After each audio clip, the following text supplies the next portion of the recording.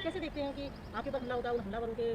तो अब इससे एक बात साफ जाहिर होगी ना कि एक तो ये कि वो बीजेपी गवर्नमेंट के मंत्री हैं और उनको अपनी ही सरकार पर इन्वेस्टिगेशन पर कोई भरोसा नहीं है, एक बात साफ जाहिर होती है। दूसरा ये कि अब बीजेपी को बताना पड़ेगा कि तुष्टीकरण और ध्रुवीकरण या अपीसमेंट की राजनीति कौन कर रहा है।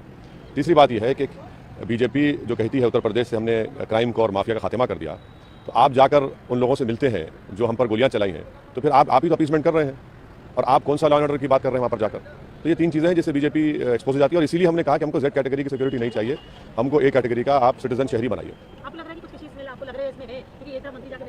नहीं, देखिए यही तो हम कह रहे हैं ना कि एक मंत्री है योगी के कैबिनेट में और उनको अपनी ही सरकार के इन्वेस्टिगेशन में भरोसा नहीं है, तो यानी उनको अपनी सरकार पर ही भरोसा नहीं है। और दूसरा ये है कि बीजेपी जो कह रही है कि क्राइम माफिया खत्म कर रहे हैं, तो ये क्या है फिर आपका? आप ये बीजेपी को बताना पड़ेगा। इसीलिए हमने कहा कि हमको जेड कैटेगरी नहीं चाहिए, हमको ए कैटेगरी का शहरी चाहिए।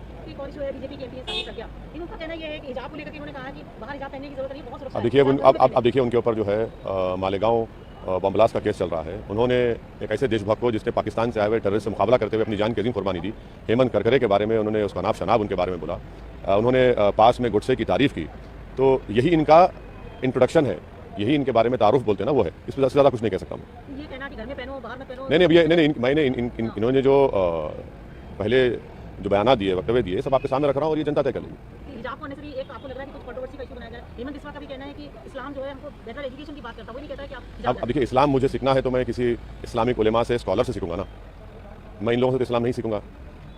हम इनसे ये कह रहे हैं कि आप संविधान में जो फंडामेंटल राइट्स जो दिए गए हैं भारत के हर नागरिक को, उसको आप दीजिए। और ये जो कर्नाटक में हिजाब का जो इशू खड़ा हुआ, वो बीजेपी ने उसको खड़ा किया है। वो 6 लड़कियां तो पहले से हिजाब पहन कर आ रही थी, वो अभी नहीं शुरू किया था उन्होंने, तो आप पहले से आपने उनको खामखा आपने एक रूल बनाया और उनको रोक दिया और वहीं से तनाज़ा बीजेपी ने खड़ा किया, कंट्रोवर्सी बीजेपी ने खड़ा किया। और अगर वो कोई लड़की अगर हिजाब या निकाब या दुपट्टा या जीन्स पैंट पहनती है तो इससे इन लोगों को तकलीफ क्यों हो रही है? तकलीफ आपको क्यों हो रही है? इससे आपको हार्म, किसी को हार्म हो रहा है? भाई सर पर अगर कोई पहन रहा है तो उसमें हार्म तो नहीं होना चाहिए। और वो कहाँ जा रही हैं?